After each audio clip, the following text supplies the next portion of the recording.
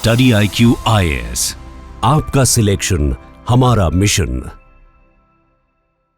Very good afternoon to all of you दोस्तों, बहुत बहुत स्वागत है आप सभी का हमारे यूट्यूब चैनल के ऊपर। I am Chandan Sharma, your faculty for history eight study IQ।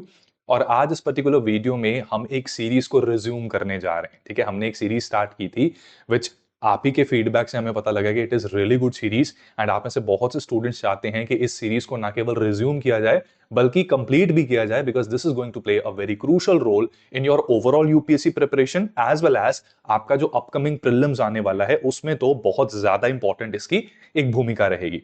तो इस सीरीज को रिज्यूम करने से पहले ना मैं जरा इंपॉर्टेंस बता दूं कि ये सीरीज किसके ऊपर है, कौन सी बुक सीरीज को हम यहां पर कंप्लीट करेंगे एंड इसी बहाने हम ये भी डिस्कस करेंगे and I will show you with proper evidence कि अगर आप हिस्ट्री में बिगिनर हैं या हिस्ट्री को आप समझ नहीं पाते और कहीं ना कहीं ये सब्जेक्ट आपको डिफिकल्ट लगता है, तो कौन सा सोर्स आपको अपना प्राइमरी सोर्स बनाना चाहिए। ठीक है, तो डिस्कशन के थ्रू आपको ये भी पता लग जाएगा कि what are the best book for ancient Indian history या history in general.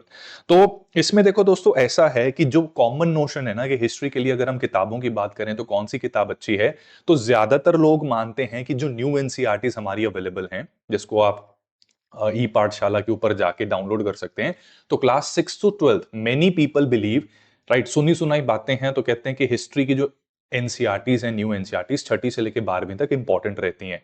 Although I beg to differ. ठीक है, आई बेग टू डिफर। तो एक तो न्यू एनसीईआरटीज को लोग कहते हैं, ओल्ड एनसीईआरटीज को कहते हैं कि ये एक अच्छा सोर्स है, बट इनकी ना कुछ टिपिकल प्रॉब्लम है। ठीक है, तो मैं जरा प्रॉब्लम बता देता हूं and tell me in the comment section whether you agree with me or not. ठीक है, क्योंकि हो सकता है आपका अलग ओपिनियन हो, तो मैं आपका ओपिनियन जानना चाहूंगा and we can have a healthy discussion on this particular aspect. तो जो एनसीईआरटीज है ना हमारी, खासकर ये न्यू एनसीईआरटीज, इनमें सबसे बड़ी दिक्कत ये है कि प्रॉपर सीक्वेंस की कमी है, प्रॉपर सीक्वेंस नहीं है। ठीक है, बहुत सारे टॉपिक्स को जो सरकार है स्कूली बच्चों का पढ़ाई का बोझ कम करने के लिए उन्होंने बहुत से टॉपिक्स को रिमूव कर दिया है। ठीक है, खासकर मिडिवल इंडिया के काफी सारे टॉपिक्स जो कि यूपीएससी और दूसरे कॉम्पिटिटिव एग्जाम्स के पॉइंट ऑफ व्यू से काफी जरूरी बन जाते हैं, उनको क्या किया गया है, रिमूव कर दिया गया है, जो अदरवाइज यूपीएससी के पॉइंट ऑफ व्यू से या दूसरे कॉम्पिटिटिव पॉइंट ऑफ व्यू से इंपॉर्टेंट होते हैं। ठीक है, और जो टॉपिक्स बच्चे कुछ हैं उसमें ना कहानी की तरह एक्सप्लेन करने की कोशिश की गई है चीजें। ठीक है, फॉर एग्जांपल अगर इंडस वैली की मैं आपको बात करूं, तो इंडस वैली को मैं फिलोसॉफिकल तरीके से पढ़ाता हुआ अच्छा लगूंगा कि बहुत पुरानी बात है, एक सभ्यता हुआ करती थी जहां पर लोग ऐसे थे, फिर वैसे थे, फिर डांस करते थे और इस जगह पे वो पाए जाते थे। ये जो है ना, ये लैंग्वेज में ना मजा आता है पढ़ने के लिए, स्कूली बच्चों को थोड़ा सा इंजॉयमेंट मिलती है। लेकिन जब इंडस वैली हम कॉम्पिटेटिव एग्जाम के पॉइंट ऑफ व्यू से पढ़ेंगे, तो उसमें सबसे पहली चीज क्या पता होनी चाहिए कि इंडस वैली सिविलाइजेशन के एक्सट्रीम पॉइंट्स कौन से थे, इंडस वैली सिविलाइजेशन का ज्योग्राफिकल एक्सटेंट क्या था, उसकी इंपॉर्टेंट साइट्स क्या थी, उस इंपॉर्टेंट साइट पे मिला क्या था। और अगर ये इंफॉर्मेशन टैबुलेटेड वे में हमारे पास हो तो कितना ज्यादा मजा आए, है ना। तो उस लिहाज से ये जो न्यू एनसीईआरटीज है ना, ये मनोरंजन काफी अच्छे से करती हैं। और ऐसा नहीं कि इसमें इंफॉर्मेशन नहीं मिलेगी, मिलेगी इंफॉर्मेशन, लेकिन उसके लिए जो आपका एफर्ट लगेगा ना वो ज्यादा लगेगा, और हो सकता है खोदा पहाड़ निकली चुईया वाली बात मल्टीपल टाइम्स हो। ठीक है, फिर रेपिटेशन बहुत होती है। अब एंशिएंट हिस्ट्री को छठी में समझाया है, फिर 12th स्टैंडर्ड की थीम 1 में भी समझाया है। ठीक है, तो छठी में ही पूरा समझा देते, या थीम 1 जो 12th स्टैंडर्ड की है उसमें प्रॉपरली सारा एक्सप्लेन कर दो। ठीक है, आधा एक क्लास में, आधा अगली क्लास में, फिर थोड़ा सा और दूसरी क्लास में, तो एक कंफ्यूजन काफी क्रिएट करती है। राइट, जो दूसरी अच्छी किताब रेकमेंड की जाती है वो है ओल्ड एनसीईआरटी की। दो सोर्सेज हैं ओल्ड एनसीईआरटी के लिए, एक तो पुरानी गंदी प्रिंट वाली, वो डाउनलोड कर लो किताब। ठीक है, अगर चाहिए मैं टेलीग्राम पे शेयर कर दूंगा आपके साथ। और अगर प्रॉपर प्रिंट में पढ़ना है तो आर एस शर्मा की जो आती है ना किताब, ऑक्सफोर्ड यूनिवर्सिटी प्रेस की, तो ये एक काफी अच्छा सोर्स है आपकी एंशिएंट हिस्ट्री के लिए। And R S Sharma is nothing but old NCERT का लेटेस्ट एडिशन। ठीक है, इसको इस तरह से मान के चलो। ओल्ड एनसीईआरटी में थोड़े फैक्चुअल एरर्स भी हैं, जैसे कुछ चैप्टर्स में बताया गया है कि भारत की जो 75 करोड़ की पॉपुलेशन है, भाई 75 करोड़ के दुगना होने जा रहे हैं हम, 140 करोड़ की पॉपुलेशन होने जा रही है, तो आउटडेटेड फैक्ट्स हैं। राइट, फिर हमारी कितनी सारी स्टेट्स रिसेंटली बनी हैं, ठीक है, 2000 के बाद बनी थी, उत्तराखंड हो गया, झारखंड, छत्तीसगढ़, राइट, फिर तेलंगाना, ये स्टेट्स बाद में आई हैं, तो यहां पर इन स्टेट्स का भी अकाउंट नहीं है। तो काफी सारा आउटडेटेड डाटा होने की वजह से ये ओल्ड एनसीईआरटी ना थोड़ा सा ऊंच नीच कर देती है फैक्चुअल इंफॉर्मेशन में, और it is a difficult book as well. मतलब पढ़ना आसान नहीं है, आंखों पे स्ट्रेन पड़ेगा, मैं साफ बता रहा हूं। चश्मे का नंबर ना बढ़ाना 2 महीने में बताना फिर, राइट। तो ये थोड़ी सी ओल्ड एनसीईआरटी जो है ना, हालांकि चश्मे का नंबर बढ़ ही जाता है यूपीएससी की तैयारी करने वालों का, राइट, बट फिर भी ओल्ड एनसीईआरटी जो है, ये आर एस शर्मा है, it is a heavy book, it can not be called an easy book, right. तो इन बुक्स में इंफॉर्मेशन बहुत अच्छी है। अगर किसी अच्छे फैकल्टी के साथ आप इन बुक्स को करते हो, ओल्ड एनसीईआरटीज को, ठीक है, new NCERTs not that good, old NCERTs are the primary और अच्छा source, but only if you do it with a good faculty, ठीक है। तो इसको भी हम कर लेंगे, बट अभी के लिए क्या है कि हमें एक स्ट्रक्चर की जरूरत है, एक टॉपिक को हमने प्रॉपरली डिवाइड करना है पार्ट्स में, और कोई भी impossible task can be turn into possible अगर हम उसको स्ट्रक्चर्ड वे में डिवाइड करना जान जाए, ठीक है। तो ये जरा ये देखो, ये ओल्ड एनसीईआरटी है, ठीक है। इस तरह का प्रिंट मिलेगा, कहीं पर भी जाकर डाउनलोड करने की कोशिश कर लेना, ओल्ड एनसीईआरटी का ऐसा प्रिंट मिलेगा, ठीक है। प्रिंट काफी खराब सा है, ठीक है, स्मजेस आपको जगह जगह पर मिलेंगे। दूसरी चीज, बहुत मोनोटोनस टेक्स्ट है। इस तरह के टेक्स्ट को एक बार रीड कर सकते हो, लेकिन अगर रिवाइज करना है तो या तो आपके नोट्स बने हो, नहीं तो फिर से 2-3 घंटे लगाकर आपको वो चैप्टर रिवाइज करना पड़ेगा, ठीक है। तो स्ट्रक्चर आप देख सकते हो नहीं है, इंफॉर्मेशन अच्छी है, स्ट्रक्चर नहीं है, ठीक है, क्लियरली स्ट्रक्चर यहां पर नहीं है। तो ये इन ओल्ड एनसीईआरटीज की और इवन आर एस शर्मा की समस्या है। अब यहीं पर ये देखो, ये तमिलनाडु बोर्ड की किताब है, ठीक है, these are the books of Tamil Nadu board book. अब यहां पर ध्यान देने वाली बात बताता हूं कौन कौन सी है।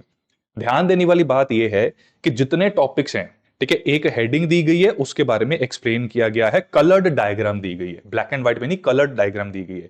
हेडिंग को दिया है, एक्सप्लेन किया है, कलर्ड डायग्राम। बॉक्स आइटम में इंपॉर्टेंट टर्म को एक्सप्लेन किया गया है, ठीक है। इंपॉर्टेंट इंफॉर्मेशन जो प्रीलिम्स में जिसके ऊपर सवाल बन सकता है, उसको इस तरह के स्पेशल बॉक्सेस में अरेंज किया गया है। हर चैप्टर के स्टार्ट में लर्निंग ऑब्जेक्टिव्स भी बताए गए हैं, जिससे कि आप जब भी रिवीजन करेंगे तो इन लर्निंग ऑब्जेक्टिव्स को देखकर भी सारा रिकॉल कर सकते हैं, एक्टिवली रिवाइज कर सकते हैं कि उस चैप्टर के अंदर था क्या, ठीक है। एंड अगेन ये देखो, हेडिंग दी हुई है, उसे एक्सप्लेन किया है, हेडिंग दी है, एक्सप्लेन किया है। तो this gives these Tamil Nadu board books a better structure. और यार सीधी सी बात है, हम जितना मर्जी कह दें कि भाई असली खूबसूरती तो इंसान के अंदर होती है, द रियलिटी इज कि लुक्स मैटर करती हैं, ठीक है। I don't want to sound superficial, ठीक है। चलो इंसानों के अंदर फिर भी अच्छाई हो सकती है, हो सकता है इनर ब्यूटी इंसानों के लिए बहुत अच्छी हो, लेकिन बुक में मैं सीधा सीधा बताता हूं, अगर किसी किताब का प्रिंट खराब होना, आधे से ज्यादा इंटरेस्ट आपका उसी टाइम लूज हो जाता है। आप मुझे खुद बताओ, आपके सामने एक ये प्रिंट वाली किताब है, ठीक है, कलर्ड पेजेस हैं, right, you have coloured pages, you have proper structure, ठीक है, और एक पेज के ऊपर थोड़ा खुला खुला लिखा गया है, ठीक है। मैंने ये इमेज को एडजस्ट करने के लिए थोड़ा सा इसको क्रॉप किया है, बट अदरवाइज लेफ्ट और राइट साइड में मार्जिन की भी प्रॉपर जगह दी गई है। तो आप इस तरह की किताब से पढ़ना ज्यादा प्रेफर करोगे कि ऐसी किताब से? ऐसी किताब से इंफॉर्मेशन हैवी है, लैंग्वेज थोड़ी डिफिकल्ट है, एंड मोर ओवर प्रिंट बेकार है, और इंफॉर्मेशन भी आउटडेटेड हो गई है, ठीक है। तो इसलिए बेस्ट किताब जो है ना, खासकर एंशिएंट इंडिया के लिए, these are Tamil Nadu board books, ठीक है। अब तमिलनाडु बोर्ड बुक्स की रेलेवेंस यूपीएससी एग्जाम में भी दिखाने के लिए मैं आपको साफ दिखाता हूं। 2025 का प्रीलिम्स देख लो, मेरी लक्ष्य की जो सीरीज थी उसमें से मैक्सिमम क्वेश्चंस 2025 के प्रीलिम्स में डायरेक्ट हिट हुए हैं। How many questions were there in 2025 prelims? There were 16 questions, 16 questions थे, और जो लक्ष्य सीरीज हमने बनाई थी उसमें मैक्सिमम क्वेश्चंस हिट हुए। क्यों? क्योंकि लक्ष्य सीरीज को बनाते वक्त मैंने एनसीईआरटीज की जगह तमिलनाडु बोर्ड की बुक्स को रेफर करके उनसे इंस्पिरेशन ली थी, ठीक है।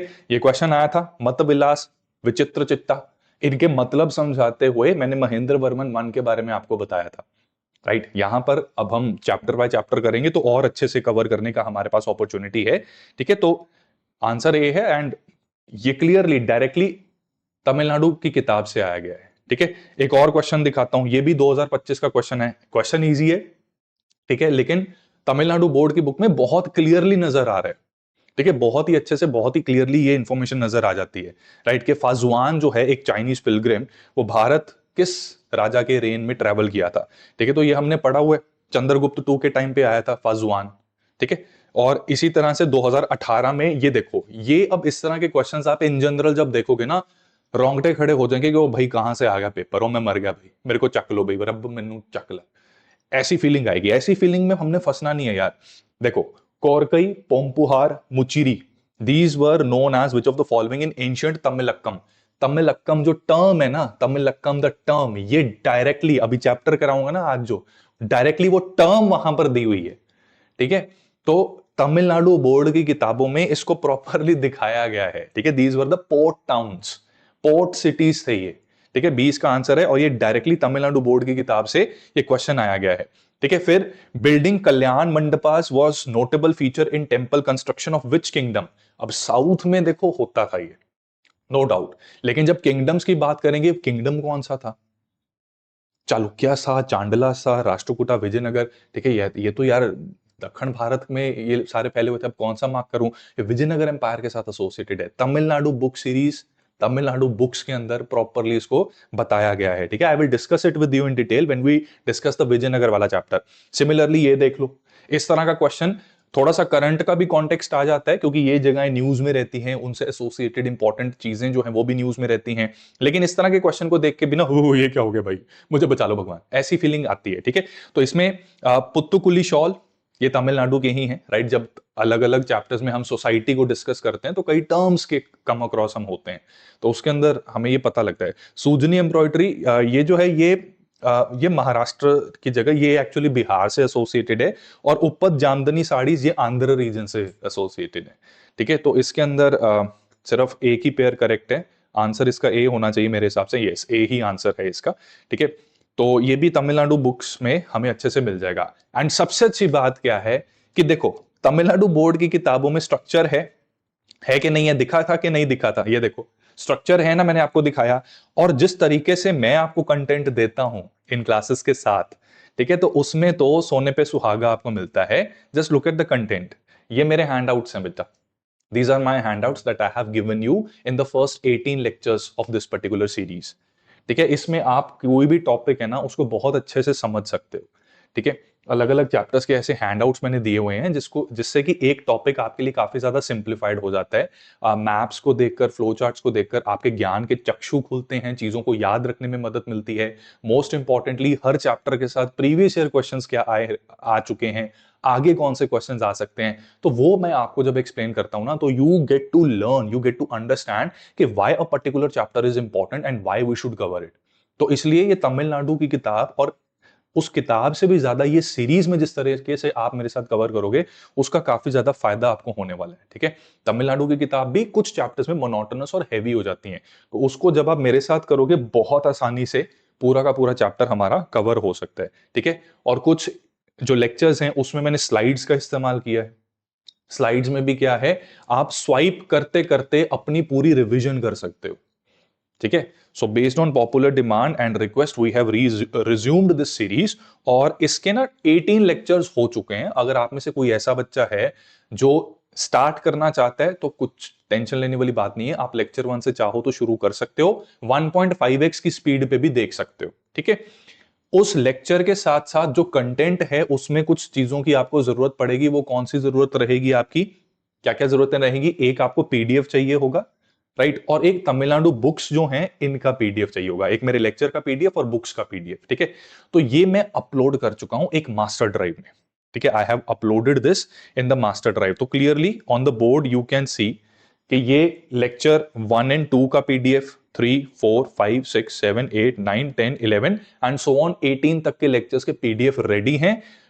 इन पीडीएफ को एक्सेस करने के लिए आपको क्या करना है, आपको मुझे टेलीग्राम पे ज्वाइन करना है। ठीक है, you can join me on my Telegram channel, this is the QR code, इसको स्कैन करो।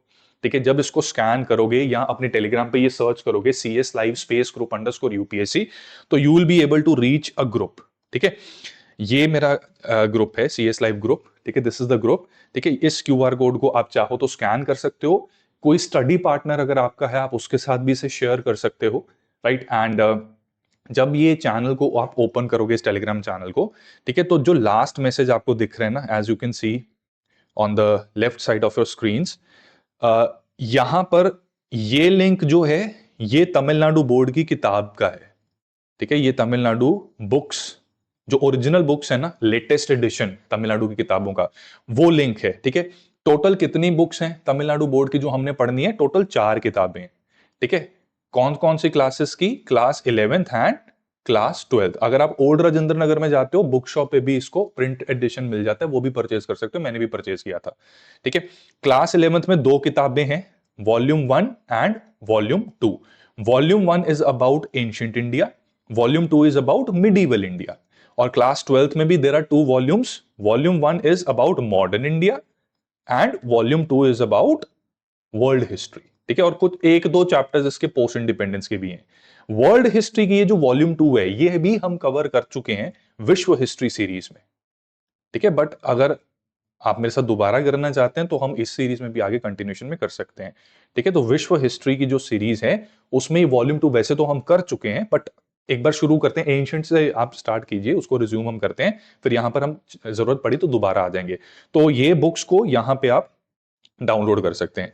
सिमिलरली अगर लेक्चर्स जो मैंने आपको ये पीडीएफ दिखाया था, ठीक है, ये पीडीएफ के अगर आपको लेक्चर्स के पीडीएफ चाहिए, ठीक है, तो मास्टर ड्राइव लिंक यहां पर है। ठीक है, this is the master drive link. One second. Okay, ऐसे कर लेते हैं। ठीक है, ये देखो, ये मास्टर ड्राइव लिंक आपको यहां पर मिल जाएगा। ठीक है, this is where you can, इसको क्लिक करोगे ना तो आपको ये मिल जाएगा। ठीक है, तो इसमें मैंने थोड़े से इंस्ट्रक्शंस भी दे रखे हैं कि कैसे आपको यूज करना है। तो इसमें जो फर्स्ट 2 लेक्चर्स हैं, ये तमिलनाडु बुक जो ओरिजिनल फॉर्मेट है उसी को खोलकर मैंने पढ़ाया था। ठीक है, तो वो एनोटेशंस वगैरह आपको फर्स्ट 2 लेक्चर का जो पीडीएफ है उसमें जितना मैंने कराया उसकी एनोटेशंस मिल जाएंगी। फिर थर्ड से लेकर 6 लेक्चर पीपीटी स्लाइड्स को यूज करके पढ़ाया था, वो मिल जाएगा। लेक्चर 7 अगेन मैंने ओरिजिनल बुक का इस्तेमाल करके पढ़ाया था, तो वो आपको मिल जाएगा। 8 से लेकर 14 तक के लेक्चर बहुत जबरदस्त पीडीएफ, किताब जैसे पीडीएफ को बनाकर मैंने आपको पढ़ाया था, तो ये बहुत मजा आने वाला है आपको इसमें। 15 से लेकर 18 तक के लेक्चर जो हैं, इसके लिए या तो 15, 16, 17, 18 ये एक एक पीडीएफ खोल लो, या फिर सीधा 18th लेक्चर का अगर आप पीडीएफ डाउनलोड करोगे ना तो वो आपको एक कंप्लीट कंपाइलेशन मिल जाएगी। ठीक है, बेसिकली 15 से लेकर 18 के लेक्चर में राइज ऑफ मगध, ठीक है, Mahajanapada, rise of Magadh and Mauryan dynasty complete. ठीक है, मौर्यन डायनेस्टी, उसके इंपॉर्टेंट किंग्स, उसकी सोसाइटी, एडमिनिस्ट्रेशन, सब कुछ वो एक ही जगह कर लिया है। ठीक है, तो वो कंप्लीट कंपाइलेशन 18वें लेक्चर में भी मिल जाएगी। बाकी एक एक करके करना चाहते हो तो 15, 16, 17, 18 इस तरह से भी लेक्चर डाउनलोड कर सकते हो। और 3:30 बजे आज हमारा लेक्चर 19 हो रहा है, कल से इसको हम 10 बजे सुबह रखने की कोशिश कर रहे हैं। ठीक है, सो ये अपडेट्स अगर आपको चाहिए इस सीरीज के तो उसके लिए भी you can join my Telegram channel. और बहुत जल्द इस कोर्स को हम ऐप में भी इंट्रोड्यूस कर रहे हैं, एक बार वो बन जाए तो मैं वो भी आपको बता दूंगा। ठीक है, इसको स्कैन कर लेना, रीच दिस पर्टिकुलर ग्रुप। ठीक है, और लेक्चर 1 से कोई स्टार्ट करना चाहता है तो वो कर सकता है, बट यार 18 है ना, तो मतलब एक दिन में 2 वीडियोस देख के ना जल्दी जल्दी कर सकते हो आप। ठीक है, पीडीएफ से आपका काफी काम आसान हो जाएगा and that will be it. कुछ एक्स्ट्रा क्वेश्चंस भी मैं आपको अपने टेलीग्राम चैनल पे ही देता रहूंगा। ठीक है, तो कनेक्टेड रहिएगा। राइट, प्लेलिस्ट अगर आपको चाहिए, वीडियोस देखनी है पिछली 18 लेक्चर्स की, तो यूट्यूब पर जाकर सिंपली सर्च करना Tamil Nadu series study IQ IAS। ठीक है, इफ यू सर्च दिस तो आपको ये बुक सीरीज मिल जाएगी। जैसे यहां पर देखो, यहां पर मैंने क्या किया, मैंने YouTube ओपन किया, Tamil Nadu book series space study IQ खोला और यहां पर ये प्लेलिस्ट हमें मिल गई है। ठीक है, अब इसमें मैं फुल कोर्सेज पे प्रेस करूंगा। ठीक है, तो लेक्चर 1 से लेके 2, 3, 4 ये सारे के सारे lectures as you can see in proper chronological sequence ये आपको यहां पर मिल जाएंगे। ठीक है, this is going to be a regular series और इसको हम कंप्लीट करेंगे। ठीक है, now that I do not have express, तो अब मेरे पास हिस्ट्री के लिए पूरा पूरा टाइम आपके लिए रहने वाला है। ठीक है, और यार change is the only constant. ठीक है, मैं बहुत ज्यादा आभारी हूं आप सभी का कि आपने इतना प्यार दिया यार एक्सप्रेस को, बट यार हर चीज का एक टाइम आता है। ठीक है, तो नो हार्ड फीलिंग्स, इमोशनल मैं भी हूं, आई नो इमोशनल आप भी हैं, बट यार चलती का नाम गाड़ी होता है ना, तो जिंदगी की गाड़ी को हमने आगे बढ़ाना है, तो let us do something more useful. ठीक है, बाकी करंट अफेयर्स के स्ट्रैटेजी सेशंस में लेता रहूंगा टाइम टू टाइम। ठीक है, अब ये जो 18 लेक्चर्स हैं इसमें हमारे ना 4 जो चैप्टर्स हैं, पहले 4 चैप्टर्स, इनको बहुत कॉम्प्रिहेंसिवली हमने कवर की है इस बुक के साथ साथ कुछ एडिशनल इंफॉर्मेशन। ठीक है, प्रैक्टिस एमसीक्यूज और प्रीवियस ईयर क्वेश्चंस, ये सब कुछ आपको मैंने करवाया है और ऐसी इंफॉर्मेशन भी मिली है जिसमें कि आप मेंस के आंसर भी कर सकें। So that is why number of lectures थोड़े ज्यादा हैं to cover these 4 chapters, but coverage बहुत कॉम्प्रिहेंसिव है। ठीक है, अब हम चैप्टर नंबर 5 से स्टार्ट कर रहे हैं, evolution of society in south India. तो South Indian history, early South Indian history हमारी शुरू होने वाली है। ठीक है, तो ये जो 5th चैप्टर है आपका, इस चैप्टर के अंदर साउथ इंडियन हिस्ट्री और मॉडर्न एम्पायर के बीच आपस के लिंकेजेस को बताया गया है। ठीक है, तो इंपॉर्टेंट थिंग्स जो हैं, ये लिंकेज के बारे में आपको पता लगेगा। एग्जाम के पॉइंट ऑफ व्यू से कुछ एमसीक्यू आपसे पूछे जा सकते हैं कि अशोक के एडिक्ट में साउथ इंडिया का मेंशन कहाँ कहाँ पर है, ठीक है, या कौन से ईयर से ये साउथ इंडिया का मेंशन होना स्टार्ट होता है। या ऐसा भी स्टेटमेंट दी जा सकती है कि डीप साउथ के जो टेरिटरीज हैं उनका कोई मेंशन ही नहीं है। मैं दिखाऊंगा, मैं कुछ एमसीक्यूज आज के लेक्चर में करवाऊंगा। संगम एज और संगम लिटरेचर यूपीएससी का one of the most favourite topic है भैया, ठीक है। इसके ऊपर डिफिकल्ट क्वेश्चन आते हैं, राइट। इसमें कई सारे टेढ़े मेढ़े से नाम आपको लग सकते हैं। तो संगम लिटरेचर में देर आर मल्टीपल वर्क्स, ठीक है, मनी मेकलाई, ठीक है, और तोलकापियम, ये बहुत सारे नाम हैं, इनको हम अच्छे से करेंगे and I will provide you information in a very structured way, ठीक है, टेबुलेटेड फॉर्म में मैं दूंगा जिससे कि रिवीजन करना आसान रहेगा। सतवाना एम्पायर, सतवानाज ऑफ आंध्रा, ठीक है, इसको हम पढ़ेंगे। फिर चोला चेरा पांड्यास, ये इनकी हिस्ट्री जो है ना वो 2 पार्ट्स में डिवाइडेड है। एक तो इंपीरियल चोला बने थे, ठीक है, जो कि 9th सेंचुरी एडी या 9th सेंचुरी कॉमन एरा में सारी चीजें हुई थी, और एक 1st century BC, 3rd century BC के समय पर भी चोला चेरा पांड्यास एग्जिस्ट करते थे। तो ये अर्ली चोला चेरा पांड्यास जो हैं उनके बारे में यहां पर अच्छी खासी इंफॉर्मेशन हमें मिलती है। फिर तमिल में ना, तमिलनाडु में, तमिललैंड में इको जोन्स हैं, ठीक है, different areas are known by different names, जैसे कि Kurinji area, Marutham area, Mullai area. तो हर एक एरिया की ना अपनी एक सोसाइटी या सोशल स्ट्रक्चर है, अपनी एक इकोनॉमी है। तो इसमें कुछ ऐसी यूनिक चीजें हमें हर एक एरिया से रिलेटेड मिलती है जिसके ऊपर मैच टाइप का क्वेश्चन आ सकता है। तो इसको भी हम जरा ध्यान से देखेंगे।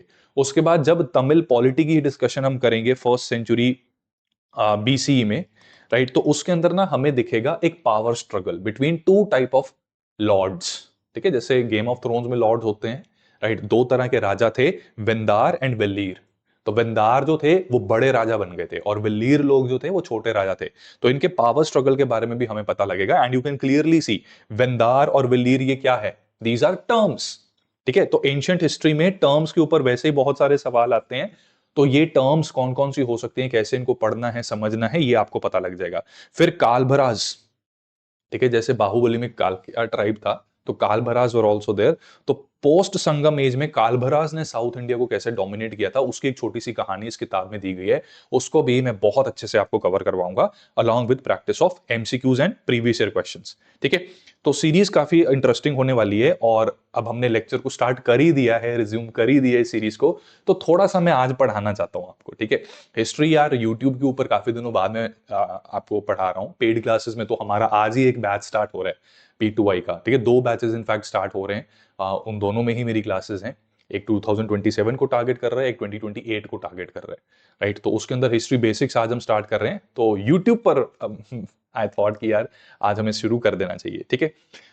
तो ये जो चैप्टर है ना, ये चैप्टर सबसे पहले आपको ना एक जियोग्राफिकल सेटिंग देता है कि हम कौन से रीजन की बात कर रहे हैं, ठीक है, किस रीजन की बात हो रही है उसके बारे में बताता है। तो एज यू नो, नर्मदा नदी के जो दक्षिण का हमारा पेनिनसुलर भारत है, इसको क्या कहते हैं, इसको डेक्कन कहा जाता है, ठीक है। Deccan is an anglicised form of Dakkhan, ठीक है। दक्खन जो है अंग्रेजों से दक्खन नहीं बोला जाता था, तो डेक्कन इसको ऐसे बोलते थे, राइट। तो this particular portion is Deccan. अब डेक्कन के अंदर भी ना 2 तरह के एरियाज हैं, एक महाराष्ट्र, कर्नाटका और आंध्र प्रदेश, ठीक है, एंड तेलंगाना ऑल्सो, ठीक है। महाराष्ट्र, कर्नाटका, आंध्र, तेलंगाना ये रीजन आ जाता है, और दूसरा डीप साउथ का रीजन आ जाता है जिसमें तमिलनाडु एंड केरला ये पोर्शंस आते हैं। तो हम जो हिस्ट्री अब स्टडी करेंगे इस चैप्टर के अंदर, ये डेक्कन इंडिया के बारे में है। इसमें डीप साउथ की हिस्ट्री भी है जहां पर चेरास, चोलास एंड पांड्यास के बारे में बात की जाएगी, and a very important term for you guys जिसके ऊपर एमसीक्यू कभी भी पूछा जा सकता है, चेला चोरा पांड्यास, ये जो दक्षिण भारत की 3 डायनेस्टीज थी, इनको कलेक्टिवली क्या कहा जाता है, Muvendar. Muvendar refers to the collective dynasties of Chera, Chola and Pandyas, ठीक है। कभी भी एमसीक्यू अगर पूछा गया, Muvendar is often seen in context of ancient history of India, which of the following correctly describes it. कोई कहेगा कि भाई ये प्रेशियस स्टोन था, कोई कहेगा ये एक पोर्ट टाउन था, राइट। तो उसमें हमें पता होना चाहिए चेरा, चोला, पांड्या को एक साथ क्या कहा जाता था, मूवेंदर कहा जाता था, ठीक है।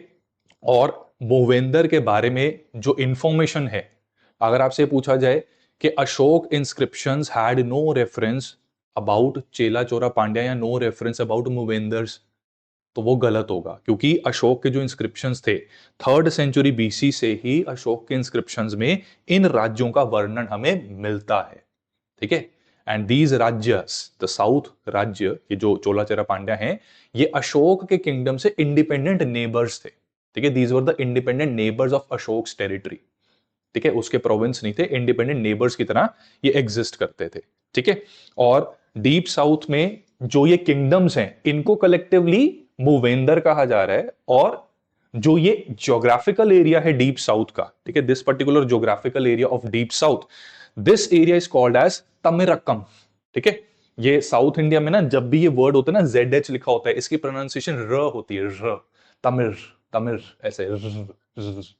ठीक है, और जो इसके बाद र की जगह जी लिख दिया जाता है, उसकी प्रोनाउंसिएशन होती है क, तमिल रकम।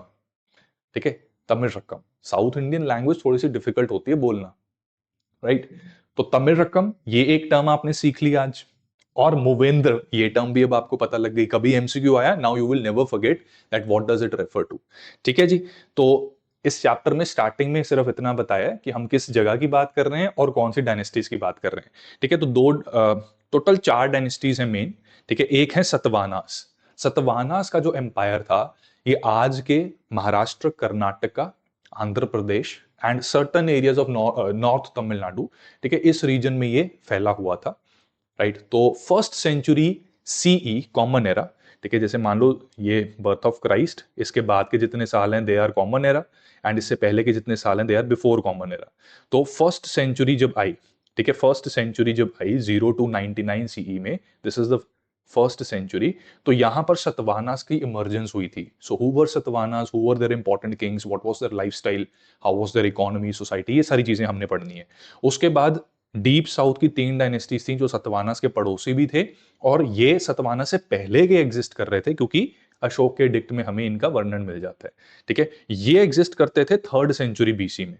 ठीक है, तो 0 से लेकर 299 बीसी के बीच ये मूवेंदर, ठीक है, these Muvendras, right, that is Chola, Chera and Pandya. ठीक है, चोल साम्राज्य, चेर साम्राज्य एंड पांड्य साम्राज्य, ये एग्जिस्ट इससे पहले करते थे।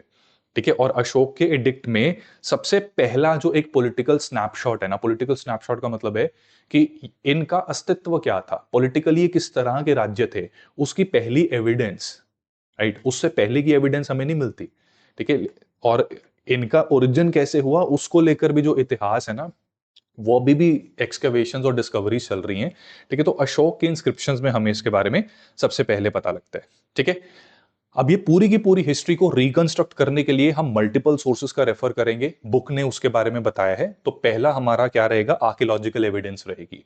आर्कियोलॉजिकल एविडेंस में हम मेगालिथिक बुरियल साइट्स को देखेंगे। मेगालिथिक बुरियल साइट्स क्या होता है कि डीप साउथ में ना एक कल्चर इमर्ज हुआ था, नियोलिथिक टाइम्स में भी ये इमर्ज हुआ था साउथ में।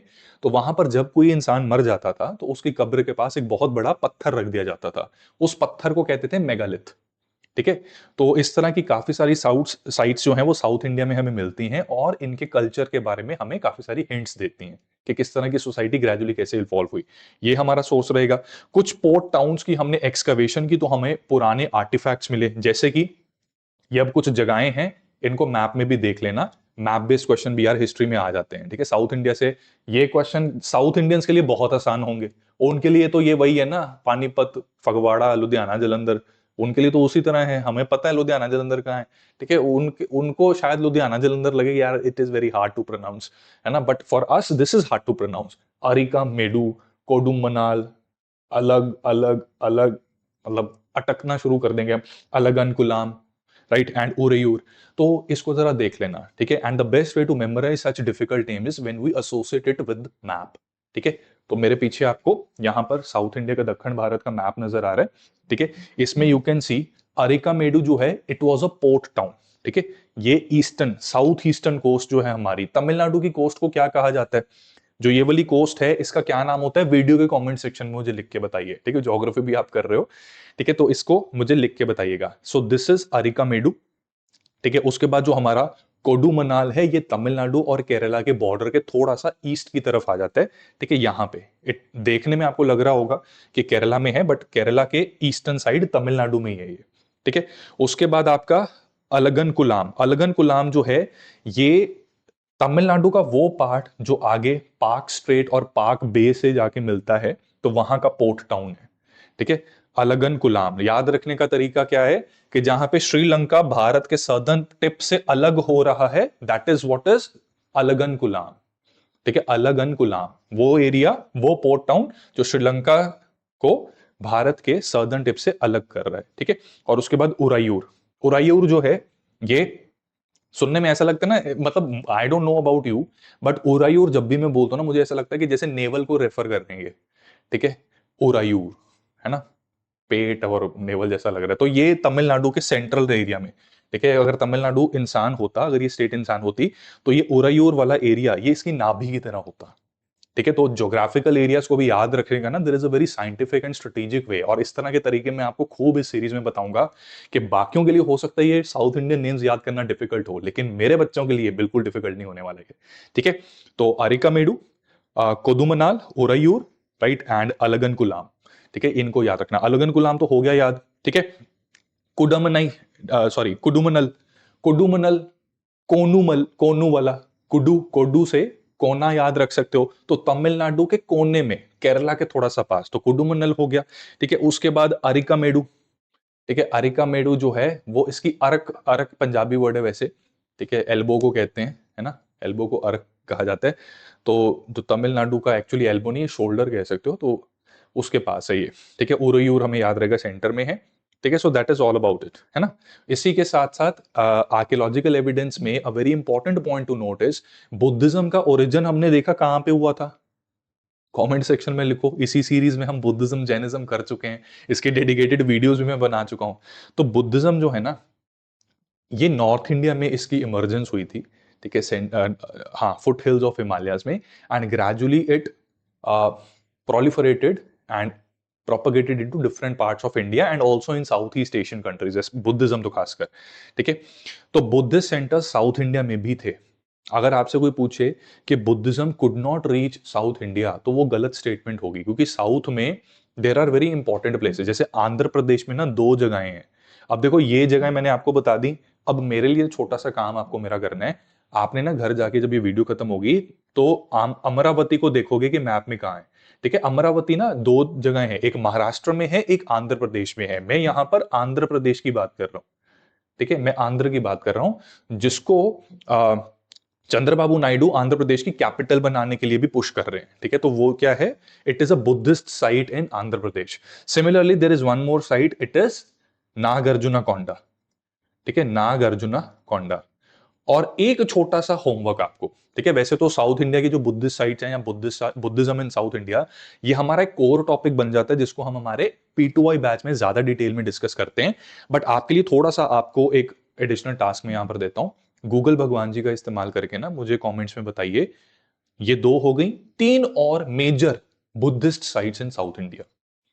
ठीक है, 3 और major Buddhist sites in south India, और वो कौन सी रिस्पेक्टिव स्टेट में है। तमिलनाडु में है, केरला में है, कर्नाटका, आंध्र प्रदेश। ठीक है, छोटा सा काम मेरा कर दो, बुरे वक्त में इंफॉर्मेशन आपके काम ही आएगी, and you will also learn के गूगल का इस्तेमाल करना कैसे। ठीक है, अब जो अमरावती है, ये जो इमेज आप मेरे साथ देख रहे हो यहाँ पर, दिस इज अमरावती स्तूपा। ठीक है, स्तूपा क्या होता है, बुद्धिज्म वाले चैप्टर में हमने इसको डिस्कस किया था, थोड़ा सी रिकॉल आपको करवा देता हूँ। स्तूपा क्या है, stupa is basically a dome shaped mound. Mound मतलब ऐसे हीप। ठीक है, जैसे ये, this is what, this is mound, dome shape का एक मॉन्ड बना हुआ है, built from the earth, brick और स्टोन। ठीक है, अर्थ मतलब मड का इस्तेमाल करके भी मतलब पुराने स्तूपे जो थे, ठीक है, वो मिट्टी का इस्तेमाल करके भी बनाए जाते थे, ईंट का इस्तेमाल करके बनाए जाते हैं, और पत्थर का इस्तेमाल करके बनाए जा सकते हैं। Right, and originally they are built over relics और एशेस। राइट, तो कोई भी अगर बुद्धिस्ट मॉन्क है, बहुत ही वेनरेटेड बुद्धिस्ट पर्सनैलिटी है, तो उनका जब अंतिम संस्कार हो जाता है, तो उनके जो रिलिक्स होते हैं, ठीक है, जैसे आपको पता होगा कि हिंदुइज्म में जब किसी का अंतिम संस्कार होता है, तो उसके बाद फुल चुगना कहते हैं। ठीक है, there is a term called phool. तो जो हड्डियां बच जाती है ना अस्थियों में, उनको फूल कहा जाता है। ठीक है, तो they are what, they are relics. ठीक है, एंड एशेस, बर्न होने के बाद जो एशेस होती हैं, तो सेंटर में वो, और उसके ऊपर ही ऐसे स्तूपा बना होता है। ठीक है, जो इसकी राउंड शेप है, it symbolizes universe, remember this. ठीक है, बहुत ही कॉमन और बहुत ही सिंपल सी स्टेटमेंट लग रही है, बट कभी कभी स्टेटमेंट बेस्ड एमसीक्यू अगर आ जाए कि इसका जो राउंड शेप है, it symbolises the union of sun and the moon, या सन एंड द अर्थ, या अर्थ एंड मून, कुछ भी इस तरह का टेढ़ा मेढ़ा तिगड़म लगा दिया तो उसमें हम कंफ्यूज हो जाते हैं। तो इसलिए कुछ स्टेटमेंट्स हैं जिनके ऊपर ध्यान देना चाहिए, याद रखना चाहिए, ठीक है, इसलिए मैंने इस चीज के ऊपर एम्फोसाइज किया है।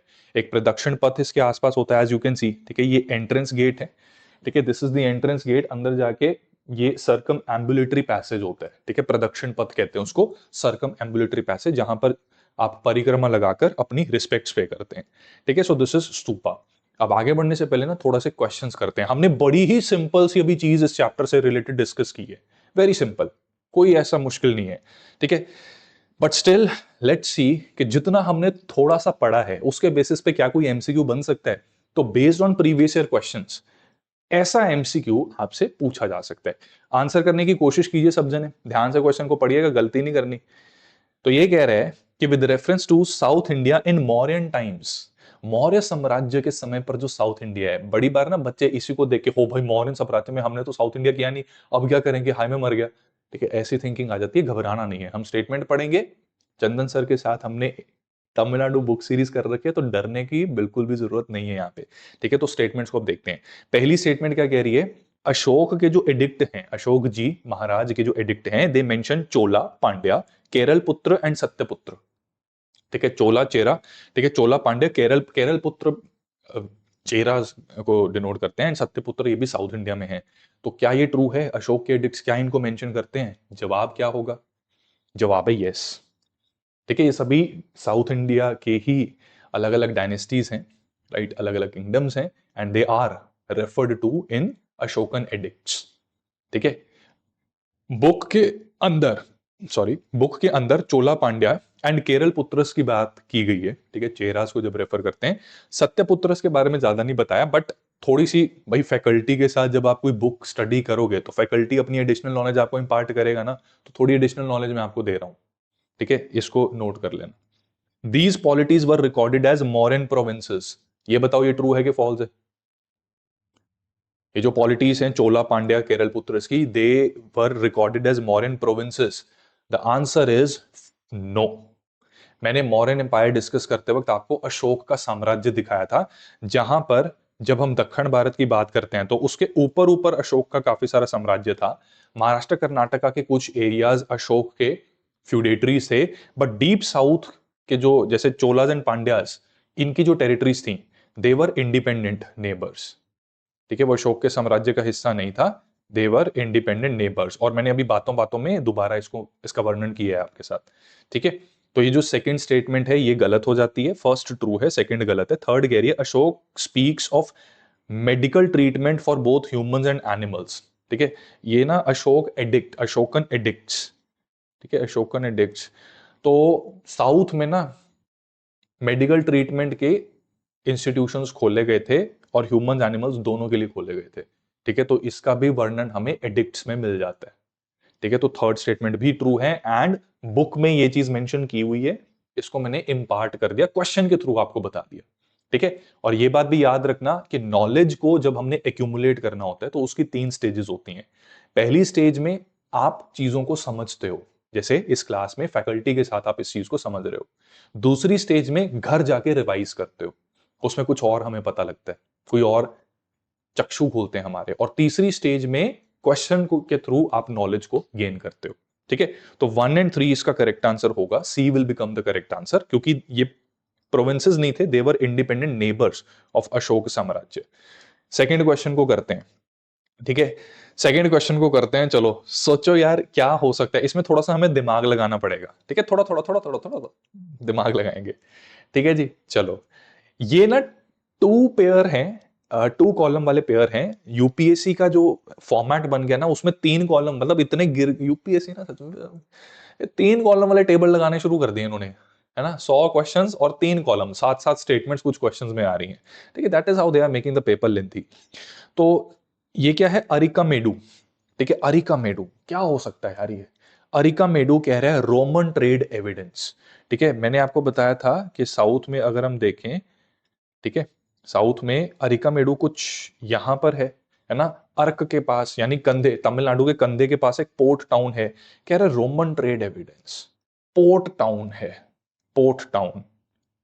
और तमिलनाडु में क्या चीज फेमस है, कोई मुझे बता सकता है? एक चीज जो हमें पता है कि भाई तमिलनाडु में फेमस है, इट इज पर्ल्स, ठीक है, परल, ठीक है, परल, जिमें पर्ल सेट पाइदा है ना, मतलब जैसे पर्ल सेट पहनते हैं ना, तो pearls were very famous, Romans को पसंद थे पर्ल्स पहनेंगे, ठीक है। तो ये क्या है कि अरिकामेडु पोर्ट टाउन है, पोर्ट टाउन है तो ट्रेड की एविडेंस तो मिलेगी, और रोमन्स के साथ अगर अशोक का ट्रेड हो सकता है तो इनका क्यों नहीं हो सकता, उनको इंडियन सब कॉन्टिनेंट का तो पता ही है। तो यार ये स्टेटमेंट, ये पेयर करेक्टली मैच्ड है। सेकंड कह रहे अमरावती, अमरावती का तो बुद्धा बुद्धा जी का जो स्तूपा आर्ट है वो मैंने दिखाई दिया आपको, ठीक है, ये भी ट्रू है। थर्ड कह रहे कोदुमनल, कोदुमनल कहाँ पे है, कोदुमनल केरला की साइड पे, ठीक है, यहां पे करके कोदुमनल है। ये कह रहा है मेगालिथिक ब्यूरियल्स ओनली। यार अब जब हिस्ट्री की हम बात कर रहे हैं, एक जगह हमें मिली है तो वहां पर सिर्फ मेगालिथिक ब्यूरियल थोड़ी ना मिलेंगे, वहां पे और कितनी सारी हमें चीजें मिलेंगी, है ना। तो इस ओनली की वजह से ये थर्ड पेयर जो है ये गलत है। मेगालिथिक ब्यूरियल के साथ साथ कोदुमनल, अब मैं आपको एडिशनल चीज बता रहा हूं जो बुक में नहीं मिलेगी, Kodumanal was a centre for art and craft as well, ठीक है, आर्ट एंड क्राफ्ट्स के लिए भी ये एक काफी इंपॉर्टेंट सेंटर था, ठीक है। तो बुरियल्स के लिए नहीं, ancient south Indian art and craft के लिए भी कोदुमनल जाना जाता है। तो पहले दो पेयर हमारे करेक्ट हैं, थर्ड गलत है, बी इसका करेक्ट आंसर बन जाएगा, ठीक है, B will become the correct answer, ठीक है जी। चलो आगे करना है कि आज जरा ब्रेक लें, बताओ, थोड़ा सा कर लेते हैं हम माड़ा जा, ठीक है, थोड़ा सा और कर लेते हैं, उसके बाद आई विल स्पेयर यू, ठीक है। और अपनी किताबों में ना आपको पेज नंबर 83 तक पीडीएफ डाउनलोड कर लेना यार, क्लास 11th की फर्स्ट वॉल्यूम, उसमें पेज 83 पेज 84 तक पढ़ के आना, फिफ्थ चैप्टर, ठीक है, पेज 83 84 तक स्टडी करके आना।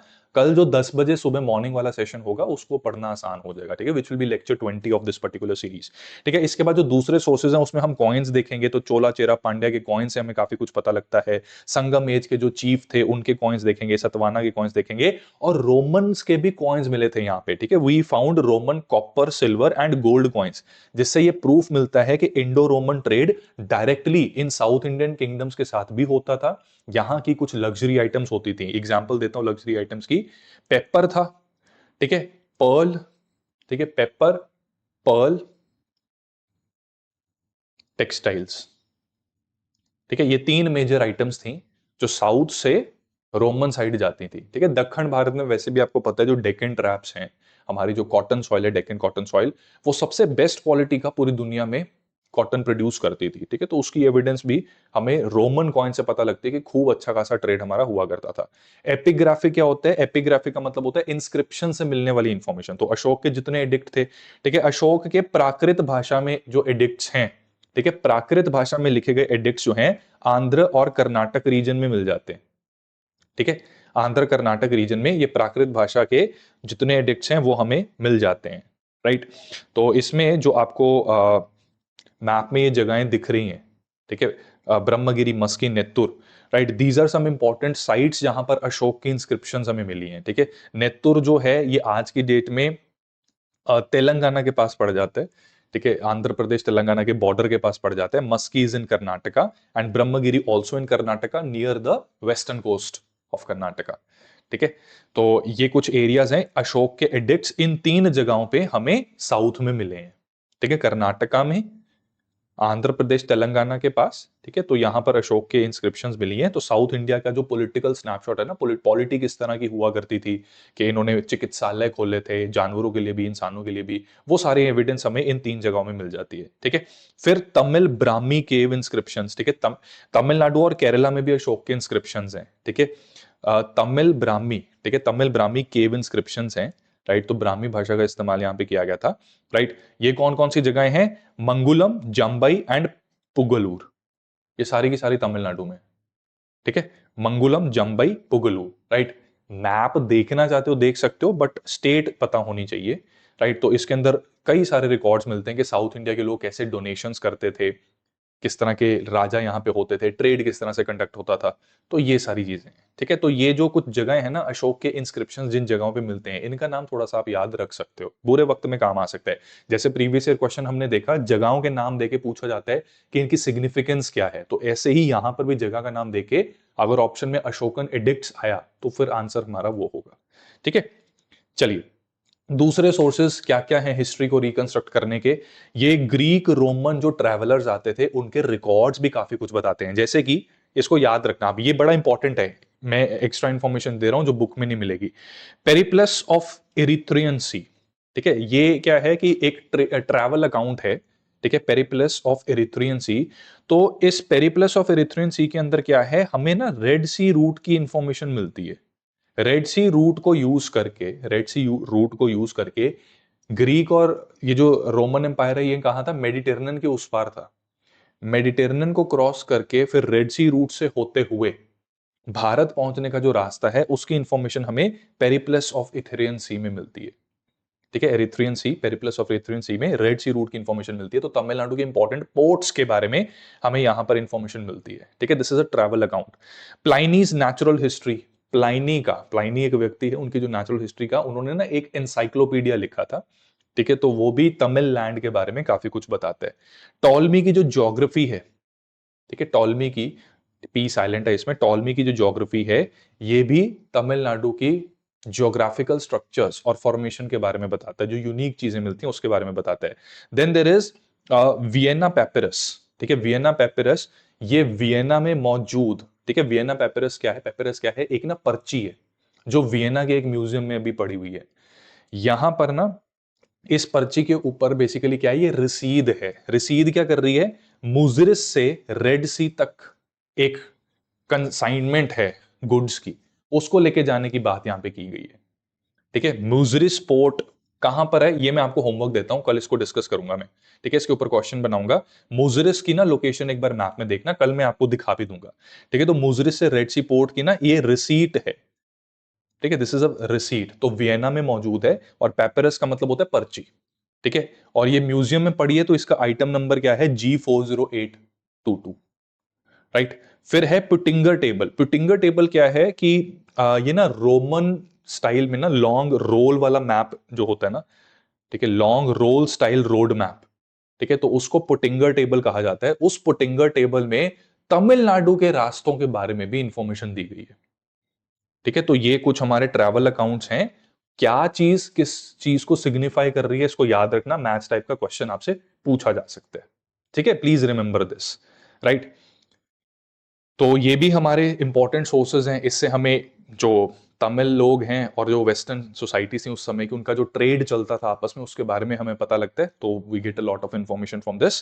And literature is very important. Literature को हम तसल्ली से नेक्स्ट लेक्चर में करेंगे। ठीक है, क्वेश्चन करते हैं। इस क्वेश्चन का आंसर कर सकता है कोई?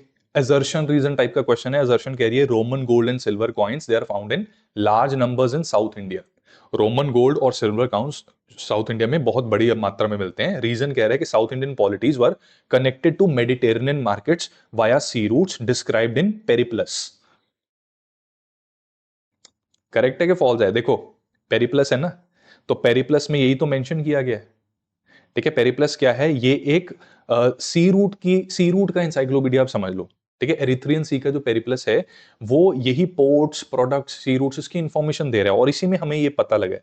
और इसी की वजह से काफी सारा इन लग्जरी गुड्स को खरीदने के लिए, रोमन्स के पास तो कुछ है नहीं हमें देने के लिए, तो फिर हम क्या लेंगे, सोना ही लेंगे उनसे। ठीक है, तो दोनों एजर्शन रीजन ट्रू हैं, and reason is correct explanation for assertion. ठीक है, ए इसका करेक्ट आंसर बनेगा। Right, I hope you are able to see and you are able to appreciate कि कैसे क्वेश्चंस एग्जाम में पूछे जा सकते हैं। ठीक है, तो मैं उम्मीद करता हूं कि आपको सीरीज काफी हेल्प करे।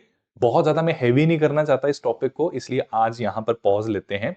कल 10 बजे हम सेशन को आगे कंटिन्यू करेंगे। Wishing you all the best and once again guys, ये पीडीएफ देखो, स्लाइड्स में और अच्छे से मैंने चीजों को प्रेजेंट किया है। बुक भी डाउनलोड कर लेना। ठीक है, बुक भी डाउनलोड कर लेना और स्लाइड भी डाउनलोड कर लेना इस टेलीग्राम चैनल को ज्वाइन करके। Right, stay connected with me. ठीक है, कुछ डाउट है आप, जो मैं पोस्ट करता हूं लेक्चर का लिंक और पीडीएफ, उसके नीचे आप कमेंट में वो डाउट भी पूछ सकते हो। ठीक है, क्लासेस में बिजी रहता हूं but I will always try my best कि मैं आपको रिप्लाई करता रहूं। ठीक है, क्यूआर कोड स्कैन कर लीजिएगा। ठीक है, और टेलीग्राम चैनल में प्लीज डिसिप्लिन में रहना यार, उल जुलूल गंदी गंदी चीजें नहीं भेजनी। ठीक है, ये मेरी रिक्वेस्ट रहेगी, सबका मूड ऐसे खराब होता नहीं तो। ठीक है, बच्चे दूसरे कंप्लेंट ऐसे करनी शुरू कर देते हैं। बुक्स, तमिलनाडु की ओरिजिनल बुक्स अगर डाउनलोड करनी है तो ये वाला नीचे वाला लिंक आपको ये वाला यूज करना है। और अगर पुराने लेक्चर्स की आपको वो चाहिए, स्लाइड्स और पीडीएफ चाहिए पुराने लेक्चर्स का, तो वो कहां पे है, वो इसी के ऊपर वाला जो ये लिंक दिया हुआ है, ठीक है, यहाँ पर आपको मिल जाएगी, ठीक है, दिस वन, दिस लिंक, ठीक है, ये वाला लिंक, राइट। सो आज के लिए इतना ही दोस्तों, अच्छा लगा आपके साथ डिस्कशन करके। पेज नंबर 84 तक आप पढ़िए अपनी किताबों को, आगे अगर पढ़ा जाता है बढ़िया, इसको नेक्स्ट लेक्चर में हम डिस्कस करेंगे। That's all from my side. Wishing you all the best. And courses में enroll करने के लिए you can always use the code CS Live. Thank you so much. Study IQ IAS, आपका selection हमारा mission.